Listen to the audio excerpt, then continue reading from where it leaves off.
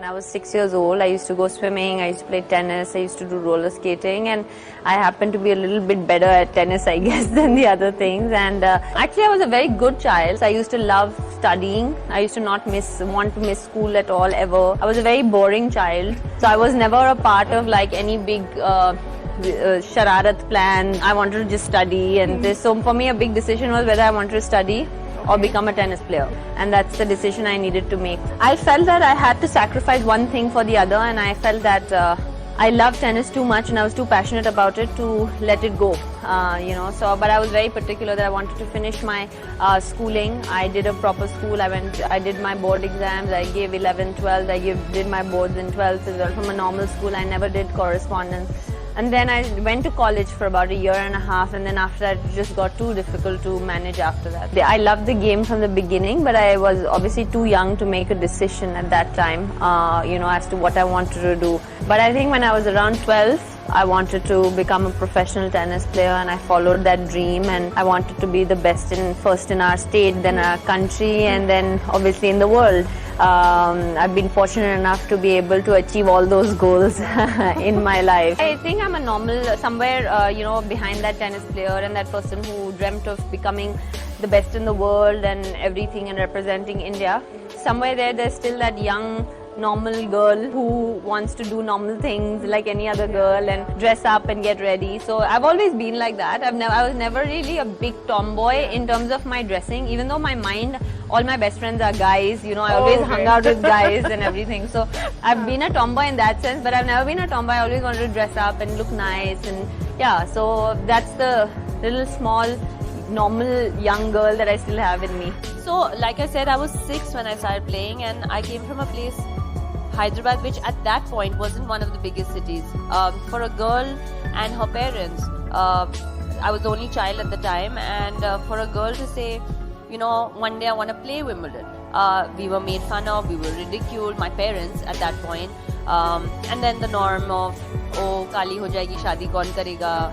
And I'm sure every girl in this room at some point has been told, oh, you're looking so tan, what happened? Or I have gotten that all the time. Dhoop mein bahti, I was like, that's my job, guys. Like, I am in the sun. So the thing is that, so that was the initial year.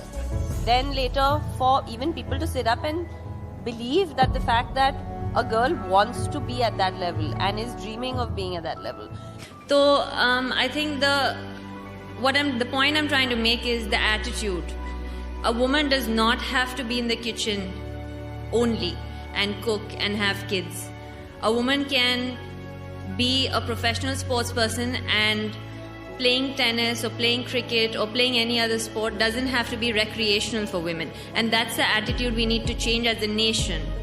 For many years I've been asked this question time and again, why don't we see anyone after you? Why is there never? And I always used to come up, saying, there's talent and one day it'll come up. But today I've begun to realize that, like everyone said, Billie Jean King many years ago fought because there were 8 women. I don't know if many people know this story.